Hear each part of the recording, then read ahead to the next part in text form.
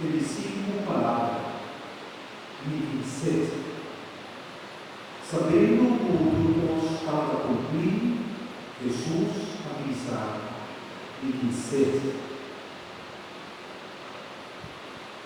Esse não é solamente sede de alma, mas também sede de amor, de confiança, de coração e finalmente sede para os frutos de Cristo na casa. Pergunta de reflexão para a coração. Que como almas de sede e nos escuta de sede de Cristo e Pai, partida de reflexão de alma e sede